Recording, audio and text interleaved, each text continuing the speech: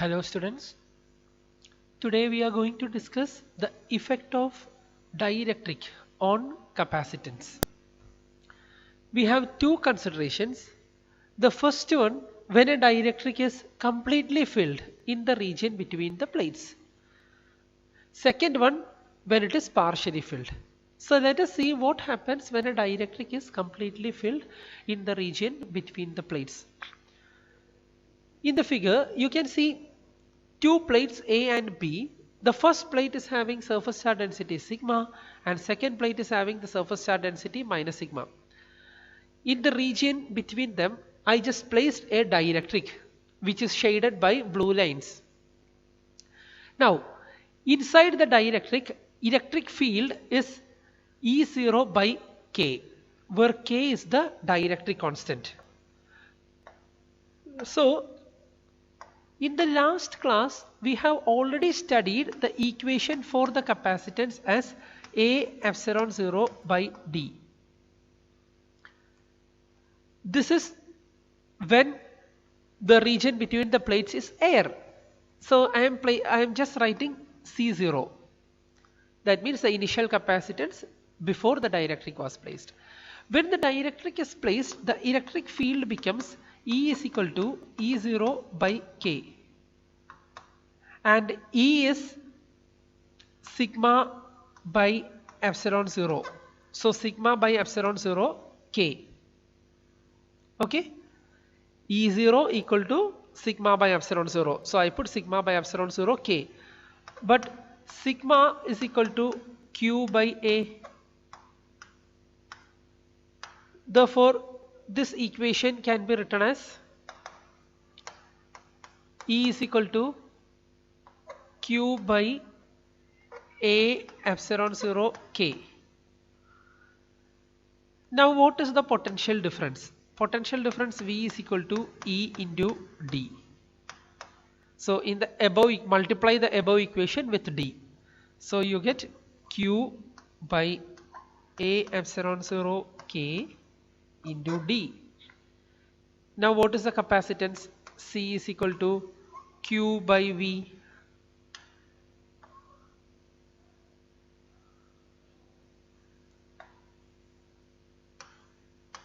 So Q by, instead of V, I can put the above value of V. So that is Q by QD by A epsilon 0 K. Q and Q get cancelled. Ka epsilon 0 will go top. So C is equal to K A epsilon 0 by D. This is the answer. Now, we have already wrote A epsilon 0 by D is equal to C0, our first equation. So instead of A epsilon 0 by D, I am going to put C0. So what will happen? This becomes K C0. That means when a dielectric is placed in the region between the plates, the capacitance is increased by K times its original value. Okay. So this is the first concept. Now, what will happen to the capacitance if I place a dielectric in the region only partially?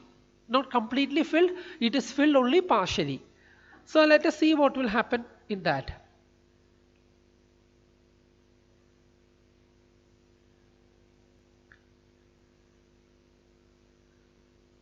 If the region between the plates is partially filled with the dielectric. Look at the figure. You can see two plates A and B having plus sigma and minus sigma as their surface charge densities. I have marked the dielectric with green color and the thickness of the dielectric is only T. The distance between two plates is D. So the remaining distance where air is there will be D minus T. I repeat, the distance between the plates is d and the dielectric is only having a thickness T. So the remaining space where the air is there will be d minus T. So when air is there in the region, we can write electric field as E0, and the region in the dielectric, the electric field will be marked as E0 by K. So how will I find the total potential difference? Potential difference, already you know, it is E into D, where D is the thickness. So here I write first E0 into D minus T. E0 means air, and the distance where the air is there is D minus T, plus E0 by K into T. E0 by K is the electric field where the dielectric is placed, and T is the thickness, that means distance of the dielectric. So T. Therefore I can write E0 into D minus T plus T by K. Now E0 can be given as sigma by epsilon 0 D minus T plus T by K, and we already know that sigma is equal to Q by A.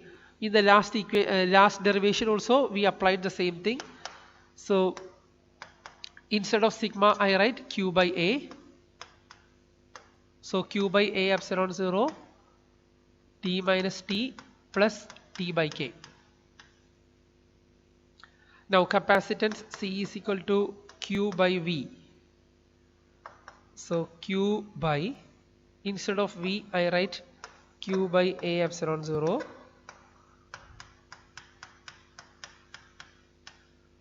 D minus T plus T by K.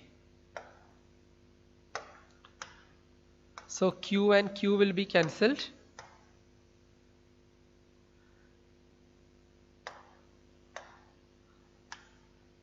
and C will be, A epsilon 0 will go top. So A epsilon 0 by D minus D plus T by K. So this is the expression for the capacitance if a dielectric is partially filled in the region between the plates. In the board exam you can get a question like this. Instead of dielectric, if you are placing a conductor partially filled in the region between the plates, then what will happen? For a conductor,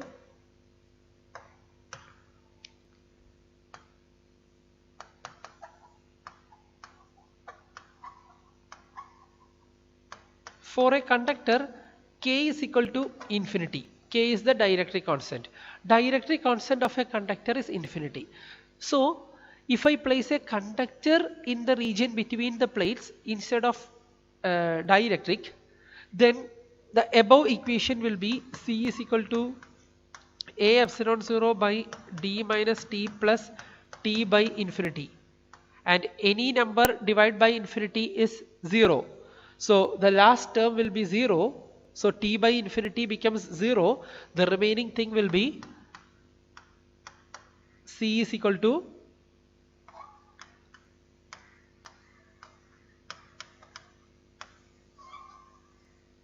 A epsilon 0 by D minus T. Now let us study the effective capacitance of a capacitor when three capacitors are connected in series. In 10th standard you already studied when three resistors are connected in series, the current through each resistor remains same and potential difference will vary. The same concept is applied here also. Here instead of current I say charge. So when three capacitors are connected in series, the charge remains same, whereas the potential difference will vary. You can look that in the figure. V1, V2, V3 is the potential difference and charge is Q only. So the total potential difference will be V is equal to V1 plus V2 plus V3, the first equation. Now look at the second equation. We already know V is equal to Q by C. So V1 is Q by C1, V2 is Q by C2, and V3 is Q by C3.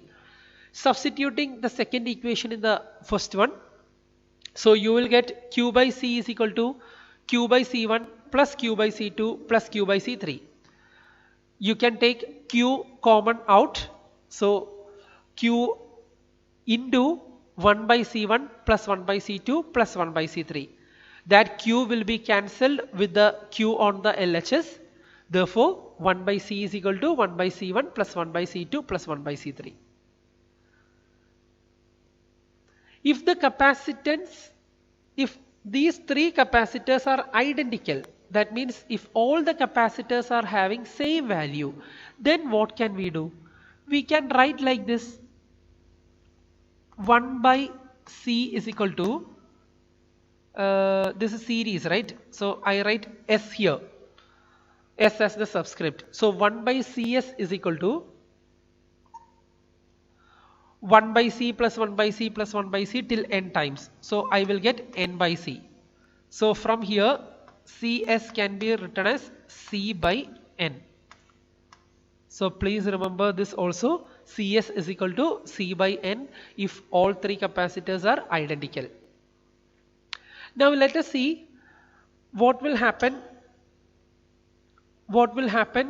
if three capacitors are in parallel. When the three capacitors are in parallel, the charge through each capacitor will vary, whereas the potential difference remains same. So here we are taking charge, because charge in the first capacitor charge is Q1, second capacitor it is Q2, and third capacitor it is Q3. So the total charge can be given as Q1 plus Q2 plus Q3. Now we already know Q is equal to CV, and I told V is constant. So Q1 equal to C1V, Q2 is equal to C2V, and Q3 is equal to C3V. Substituting that in the above equation, you will get CV is equal to C1V plus C2V plus C3V. You can take V common from the RHS. So V into C1 plus C2 plus C3. That V and V from the LHS will be cancelled. Therefore, we get C is equal to C1 plus C2 plus C3. Now here also, if there are n capacitors, which are identical, then you can take C subscript P. So I am writing a subscript P here also to show that the capacitors are in parallel. So Cp is equal to C plus C plus C till n times. Therefore, we can write Cp is equal to n into C. Okay. So the effective capacitance in parallel combination is larger than the largest of all the individual capacitance. Whereas, just see this note. The effective capacitance in series combination is lesser than the least of all the individual capacitance. So please keep that in your mind.